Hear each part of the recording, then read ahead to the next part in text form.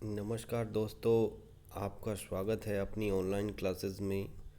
आज हम पढ़ेंगे लोक प्रशासन का जो पर्सनल एडमिनिस्ट्रेशन है, उसमें जो भर्ती भर्ती का अर्थ और उसके इम्पोर्टेंस के बारे में। रिक्रूट रिक्रूटमेंट एक सेवी वर्ग या पर्सनल एडमिनिस्ट्रेशन कहें या फिर कार्मिक प्रशासन कहें, उसकी एक बहुत बड़ी समस्या होती है, क्योंकि प्रशासकीय संरचना में भर्ती की प्रक्रिया को संपूर्ण प्रशासन तंत्र की दृष्टि से केंद्रीय महत्व है, क्योंकि भर्ती के द्वारा ही लोक सेवकों का स्तर और योग्यता निश्चित होती है तथा इसी पर शासन की उपयोगिता और समाज एवं शासन तंत्र के संबंधों का निर्धारण होता है। भर्ती शक्तिशाली लोक सेवा की कुंजी है। शक्तिशाली लोक सेवा की कुंजी है। तो आज हम पढ़ने जा रहे हैं लोक प्रशासन में भर्ती, इसका अर्थ और महत्व। तो इसके अर्थ और महत्व को जानने से पहले आप सभी से निवेदन है कि मेरे चैनल को लाइक करें, शेयर करें और सब्सक्राइब करें। सब्सक्राइब करना ना भूलें। तो भर्ती का अर्थ और महत्व। तो सेवी वर्ग अथवा कार्मिक प्रशासन की प्रमुख समस्या हम भर्ती को मान सकते हैं। बहुत सारी समस्याएं होती है, जिसमें से एक भर्ती है जो काफ़ी काफ़ी काफ़ी काफ़ी महत्वपूर्ण स्थान रखती है, क्योंकि भर्ती के द्वारा ही हम प्रशासन चला सकते हैं। जब तक नई भर्ती रिक्रूटमेंट नहीं होगी और जब पुराने लोग रिटायर हो जाएंगे तो फिर प्रशासन या कोई भी संगठन है वो बगैर सदस्यों के नहीं चल पाएगा। तो भर्ती के द्वारा ही लोक सेवाओं का स्तर, यानी जितनी अच्छी भर्ती कोई प्रशासक या फिर प्रशासन या फिर कोई ऑर्गेनाइजेशन जितनी अच्छी भर्ती करता है, उससे उसके स्तर का पता चलता है और उसकी योग्यता निश्चित, यानी किसी लोक कर्मचारी की योग्यता भी निश्चित इसमें की जाती है। तो समाज एवं शासन तंत्र के मध्य निर्धारण, जो संबंधों का निर्धारण है, वो भी इसी के माध्यम से होता है। इसीलिए लोक प्रशासन में लोक सेवा की कुंजी, शक्तिशाली लोक सेवा की कुंजी है, क्योंकि भर्ती के बगैर ऐसा संभव नहीं हो सकता है। लोक सेवा या शक्तिशाली लोक सेवा की स्थापना नहीं हो सकती है। स्टॉल के शब्दों में हम जानना चाहें तो स्टॉल कहते हैं कि मैं यह संपूर्ण लोक कर्मचारियों के ढांचे की आधारशिला है। उन्हीं के शब्दों में, यानी ये आधारशिला, माइलस्टोन इसको कहा है स्टॉल ने भर्ती को लोक प्रशासन का माइलस्टोन कहा है। सामान्य अब दो तरह के शब्द होते हैं, एक भर्ती होती है और एक नियुक्ति होती है। साधारणतः दोनों शब्दों को समानार्थक मान लिया जाता है, लेकिन यह सही नहीं है। इसमें थोड़ा सा अंतर है, ज़्यादा बड़ा अंतर नहीं है, लेकिन फिर भी ये अंतर को आपको समझ लेना चाहिए, क्योंकि कई बार शब्दों के जाल में व्यक्ति फंस जाता है। इसलिए थोड़ा सा अंतर होता है, माइनर अंतर है जो हम यहाँ जान लेते हैं। जहाँ भर्ती से आशय योग्य व्यक्तियों को संगठन की ओर आकर्षित करना है, यानी जो योग्य व्यक्ति हैं वो संगठन की ओर आएँ और संगठन से जुड़े, उनको आकर्षित करना भर्ती का आशय है।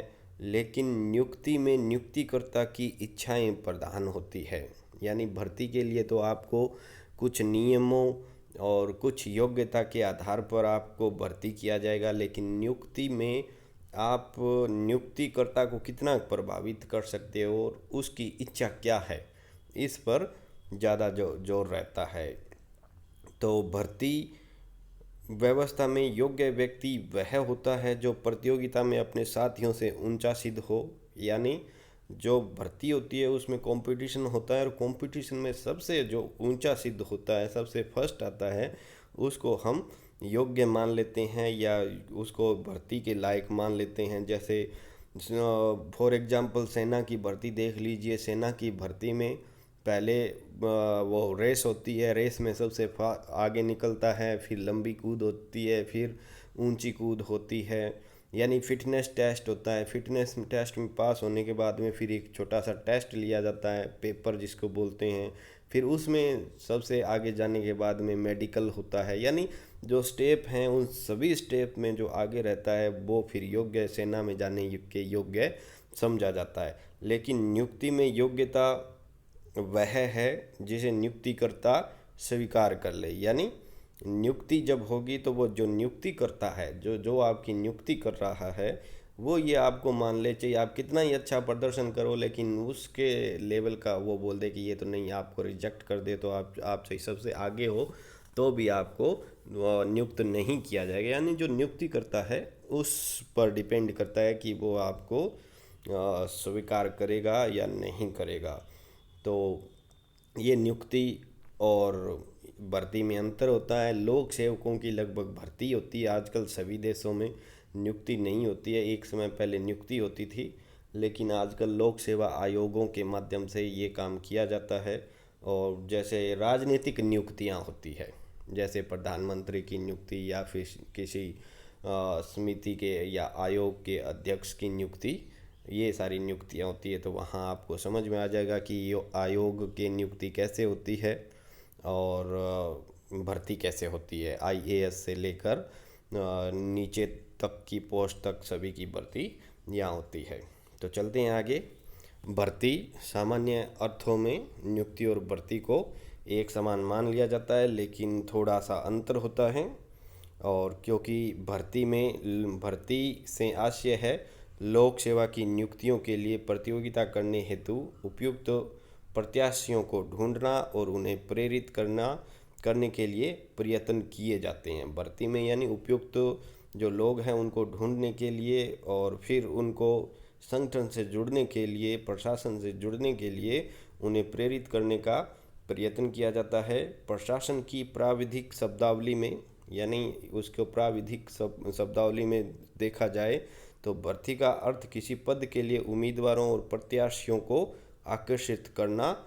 भर्ती का उद्देश्य यह होता है कि यानी कि किसी उम्मीदवार को उस पद के लिए आकर्षित करना भर्ती कहलाता है। भर्ती का उद्देश्य यह होता है कि किसी विशिष्ट पद के लिए एक उपयुक्त व्यक्ति ढूंढा जाए, यानी परीक्षा करवाई जाए, इंटरव्यू लिया जाए और जो पद है, जो कोई विशिष्ट पद है, उसके लिए एक उपयुक्त व्यक्ति को ढूंढा जाए। मार्शल डिमॉक के अनुसार भर्ती का अर्थ सही व्यक्ति को विशेष कार्य पर लगाना है। बहुत सारे कर्मचारी प्राप्त करने के लिए विज्ञापन देना होगा अथवा विशेष कार्य के लिए योग्यता प्राप्त व्यक्ति को ढूंढना होगा। यानी विशेष जो कार्य है उसके लिए एक योग्य व्यक्ति को प्राप्त करने के लिए आप चाहे विज्ञापन से लें या फिर किसी विशेष व्यक्ति को, योग्यता प्राप्त विशेष व्यक्ति को ढूंढो। ये दोनों अर्थों में हम इसको भर्ती ही मानते हैं। एल.डी. वाइट लोक प्रशासन के बड़े ही फेमस विद्वान है के शब्दों में भर्ती की प्रक्रिया में विरोधी तत्वों में खींचतानी पाई जाती है। यानी दो तरह के विरोधी तत्व होते हैं, उसमें खींचतानी पाई जाती है। जैसे एक तो हो गया समानता तथा मानवता। जो समानता और मानवता है उसको भी भर्ती में ध्यान रखा जाता है। और दूसरी तरफ होती है विशेष योग्यता, यानी हमें समानता और योग्यता और मानवता के साथ और योग्यता, विशेष योग्यता के साथ दोनों के बीच में खींचतान करने पड़ती है और जो हमें उचित लगता है उसको हम सेलेक्ट करते हैं। एल.डी. वाइट ने ये कहा है कि दो तत्वों के, विरोधी तत्वों के बीच में खींचतान को ही हम भर्ती कह सकते हैं। सार्वजनिक भर्ती की व्याख्या करते हुए किंग्सले नाम के एक विद्वान हैं, उन्होंने कहा है कि यह एक ऐसी प्रक्रिया है जिसके द्वारा लोक सेवकों के लिए उम्मीदवारों को स्पर्धा के रूप में आकर्षित किया जाता है। ये उम्मीदवार हैं, उम्मीदवारों को स्पर्धा के लिए आकर्षित, यानी जो कंपटीशन है उसके लिए आकर्षित करना किंग्सले के अकॉर्डिंग भर्ती है। सही ढंग से प्रशासनिक अधिकारियों और कर्मचारियों की भर्ती करना किसी भी कुशल प्रशासक के लिए अनिवार्य शर्त है, क्योंकि यदि कोई प्रशासक है तो उसके लिए अपने कर्मचारी, और वो भी अच्छे कर्मचारी होने ज़रूरी है। और इस सत्य को कदापि नहीं ठुकरा सकते कि सार्वजनिक हित की अधिकतम उपलब्धि के लिए योग्यतम व्यक्तियों की सेवाएं ही प्राप्त की जानी चाहिए। यानी आपको सार्वजनिक हित है, उसको अधिकतम प्राप्त करना चाहते हो तो आपको योग्य व्यक्तियों की सेवाएं लेनी ही पड़ेगी। संयुक्त राज्य अमेरिका के सामाजिक अनुसंधान परिषद द्वारा नियुक्त एक जांच आयोग, यूएसए का जो सामाजिक अनुसंधान परिषद है, उसने एक जांच आयोग को नियुक्त किया। उसने प्रतिवेदन दिया। उसने उस प्रतिवेदन में कहा, जीवन मुक्ति और सेवा का कोई भी तत्व भर्ती की नीति से अधिक महत्वपूर्ण नहीं है। यानी आप इन चीज़ों पर मत जाइए, आप तो भर्ती की नीति है उसे ही इम्पोर्टेंस देनी चाहिए। जीवन मुक्ति और सेवा का कोई भी तत्व भर्ती की नीति से अधिक महत्वपूर्ण नहीं है। आगे चलते हैं। प्रोफेसर जिंक के अनुसार, जिंक ने कहा है कि भर्ती के अतिरिक्त लोक प्रशासन का अन्य कोई भाग महत्वपूर्ण नहीं है, क्योंकि जब तक आधारभूत सामग्री ही प्रयुक्त नहीं होगी तब तक प्रशिक्षण, निरीक्षण, सेवा यापन, वर्गीकरण, खोज, यानी प्रशिक्षण, निरीक्षण, सेवा यापन, वर्गीकरण, खोज आदि बहुत व्यापक होते हुए भी सार्वजनिक कर्मचारियों की पूर्ति नहीं हो सकती है। यानी ये कहते हैं कि बहुत महत्वपूर्ण भाग है भर्ती, क्योंकि भर्ती से ही एक आधारभूत सामग्री प्राप्त होती है। यदि जब तक भर्ती नहीं करोगे तो आधारभूत सामग्री नहीं होगी, तो फिर जो प्रशिक्षण, निरीक्षण, सेवा और वर्गीकरण, खोज जो बहुत व्यापक हैं होते हुए भी वो कर्मचारियों की पूर्ति नहीं कर पाएंगे। ये सब तभी वैलिड होगा जब आपके पास भर्ती किए हुए बंदे हो, तभी आप इसको अप्लाई कर सकते हो। सुपरविज़न या ट्रेनिंग या फिर सेवा यापन, क्लासिफिकेशंस, ये सब तभी प्रोफेसर जिंक के अकॉर्डिंग सही रहेगा जब आपके पास भर्ती के द्वारा प्राप्त कर्मचारी हों। आधुनिक समय में जो समुचित भर्ती प्रणाली को प्रारंभ करने का श्रेय पर्शिया एक देश है। तो जो आधुनिक समय में जो भर्ती की जो व्यवस्था की गई है या जो कंसेप्ट है भर्ती का, वो सबसे पहले बहुत इंपॉर्टेंट क्वेश्चन है भाई, लोक प्रशासन में पर्शिया से शुरू हुआ था। भारत में भी भर्ती के क्षेत्र में योग्यता के सिद्धांत यानी मेरिट प्रिंसिपल को 1831 में अपना लिया गया। इससे पहले लूट प्रणाली थी जो कुछ समय तक अमेरिका में चल भी रही थी। तो लूट प्रणाली यानी जिसको जो अच्छा लगा, भाई भतीजावाद मान लो उसको। तो लेकिन भारत में 1831 में मेरिट सिद्धांत यानी योग्यता के सिद्धांत को अपना लिया गया। ब्रिटेन में यह आंशिक रूप से 1857 को अपनाया गया और पूर्ण रूप से 1870 को इसको अपना लिया गया। वैसे लोक कर्मचारियों की भर्ती के प्रश्न का सर्वप्रथम वैज्ञानिक हल ईसा पूर्व दूसरी शताब्दी में चीन में आरंभ हो चुका था। यानी यदि देखा जाए तो भर्ती के प्रश्न का वैज्ञानिक हल है वो सबसे पहले चीन के द्वारा ढूंढ लिया गया था या ढूंढने की तैयारी शुरू कर दी गई थी। वर्तमान में सभी देशों में अपनी नागरिक सेवाओं की भर्ती की विविध पद्धतियों को अपनाया जाता है। यानी बहुत सारी भर्ती की विविध पद्धतियां, जैसे प्रमोशन के द्वारा या फिर कंपटीशन के द्वारा, यानी अनेक तरह से अपने कर्मचारियों के लिए अपनाई जा रही है। तो कौन कौन सी पद्धतियां हो सकती हैं, यानी पदोन्नति के द्वारा भर्ती की जा सकती है, प्रमोशन के द्वारा, और भी बहुत सारी चीज़ें हैं। नियुक्ति के द्वारा की जा सकती है और कुछ कंपटीशन भर्ती के द्वारा भी इसको किया जाता है, रिक्रूटमेंट निकाल के भी। तो इन सब को लेकर भर्ती की दो धाराएं हैं। एक नकारात्मक धारा है, अवधारणा बोल सकते हैं इसको, और एक है सकारात्मक अवधारणाएं। तो जैसा कि आपको पता ही है कि भर्ती की समस्या किसी देश के ऐतिहासिक, राजनीतिक, आर्थिक, शैक्षणिक आदि तत्वों से प्रभावित होती है। यानी जिस देश की जैसी पृष्ठभूमि होगी, जैसी राजनीतिक ढांचा है, जैसा आर्थिक ढांचा है, जैसा शैक्षणिक माहौल है, उन तत्वों से भर्ती है वो प्रभावित होती है। प्राय इन तत्वों के आधार पर भर्ती के रूप अथवा प्रकार भी विकसित हो जाते हैं कि किस तरह से भर्ती क्या रूप होगा और कैसा प्रकार होगा। देश काल, सामाजिक शैक्षणिक वातावरण के अनुकूल प्रत्यक्ष या पदोन्नति के द्वारा भर्ती की जाती है। यानी जैसा माहौल है उसी के अकॉर्डिंग या तो प्रत्यक्ष भर्ती रिक्रूटमेंट होता है या फिर पदोन्नति के द्वारा हमें कर्मचारियों की जो जो आवश्यकता है वो पूरी की जाती है। आज विश्व के अधिकांश देशों में योग्यता के आधार पर भर्ती की जाती है और योग्यता की जांच के लिए खुली प्रतियोगिता का आश्रय लिया जाता है, यानी ओपन कंपटीशन रखा जाता है। लोक प्रशासन में भी किए जाने वाली भर्तियों को हम मोटे रूप से दो भागों में विभाजित यानी दो धारणाओं में, एक नकारात्मक और एक सकारात्मक धारणा में बांट सकते हैं। पहले हम पढ़ते हैं सकारात्मक भर्ती, पॉजिटिव रिक्रूटमेंट। तो भर्ती की सकारात्मक अवधारणा है का आशय है कि विभिन्न सरकारी पदों के लिए उचित और योग्य व्यक्ति की खोज का प्रयास किया जाए। आजकल विभिन्न देशों में जो लोक सेवा यानी पब्लिक सर्विस कमीशंस हैं वो ये काम कर रहे हैं। उनका यह मौलिक कार्य है कि वो सरकारी पदों पर योग्य व्यक्तियों की नियुक्ति करने की दिशा में कार्यशील हों।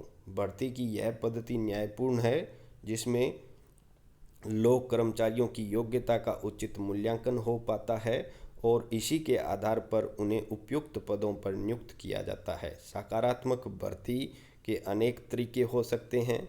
यानी सकारात्मक भर्ती का उद्देश्य ये होता है कि योग्य व्यक्ति को और उस पद के लिए जो योग्य व्यक्ति है उसकी खोज करना, और ये काम है वो पब्लिक सर्विस कमीशन करता है। और ये कैसे करता है उसके अलग अलग तरीके होते हैं, क्योंकि ये बहुत ही अच्छा तरीका होता है, न्यायपूर्ण तरीका होता है, क्योंकि उसमें जो मूल्यांकन है, इवैल्यूएशन है, वो बहुत अच्छा हो सकता है। तो इसके कई तरीके होते हैं।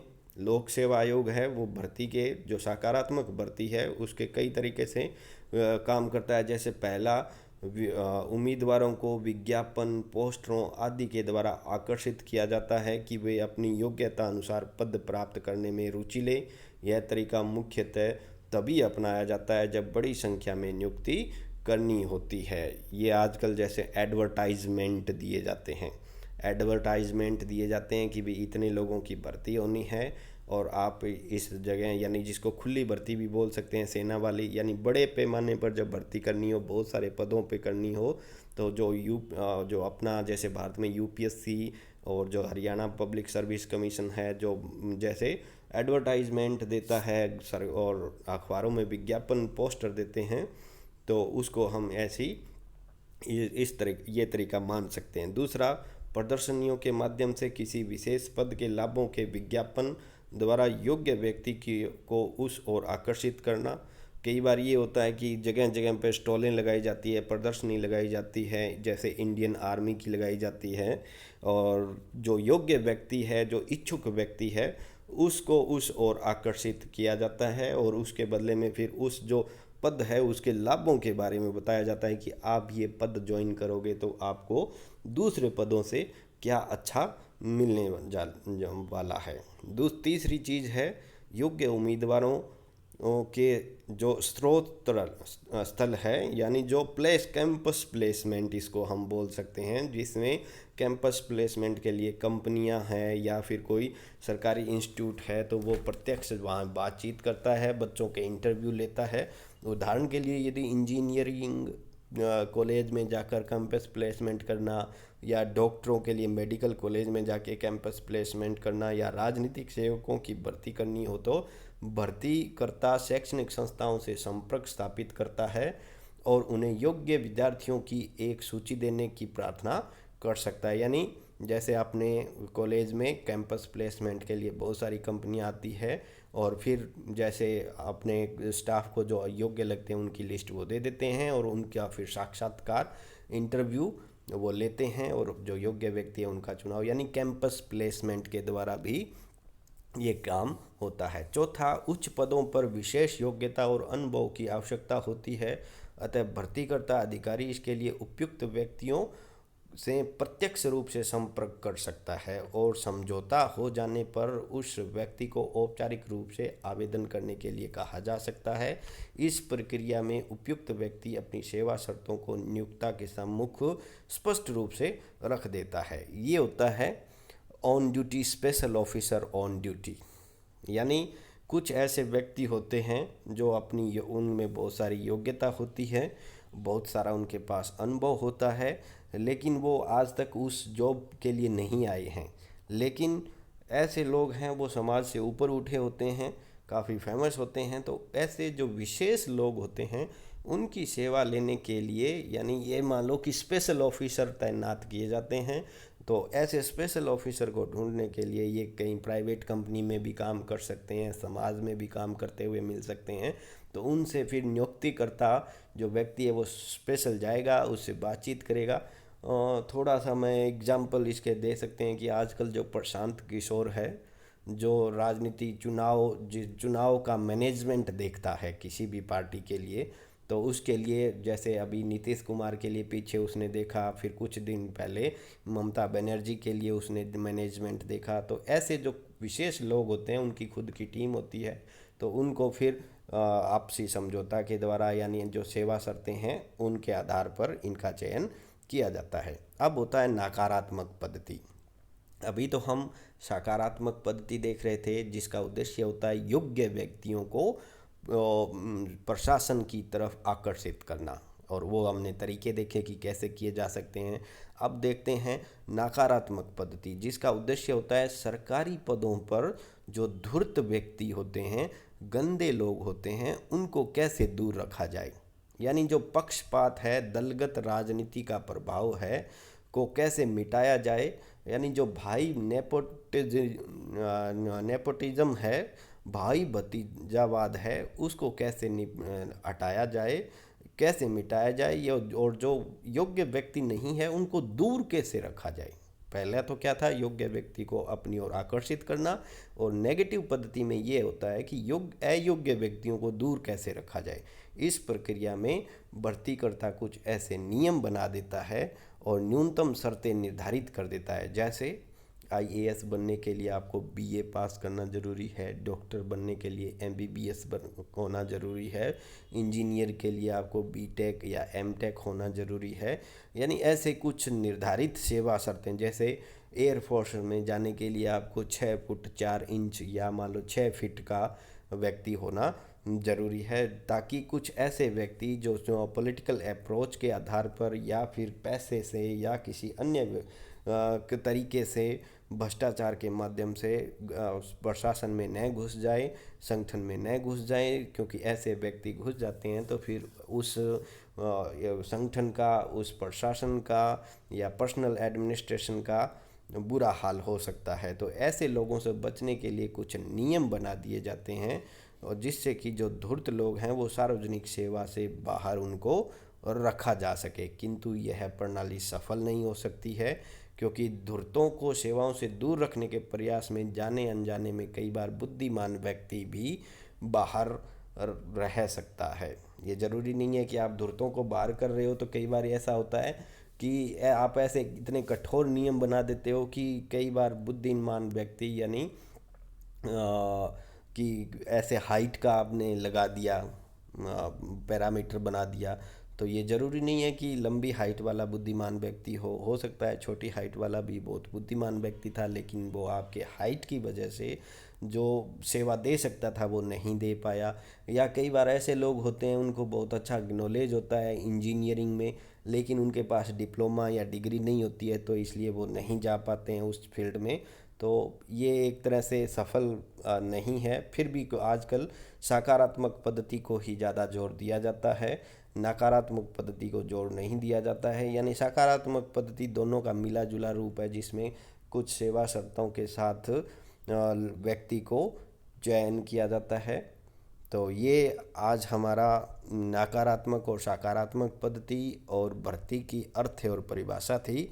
आने वाले दिनों में हम भर्ती की समस्याएं, जो मुख्य समस्याएं हैं, उनके बारे में नेक्स्ट वीडियो में देखेंगे। तो जाने से पहले आप सभी का थैंक्स, और मेरे चैनल को लाइक करें, शेयर करें और सब्सक्राइब तो करें ही करें।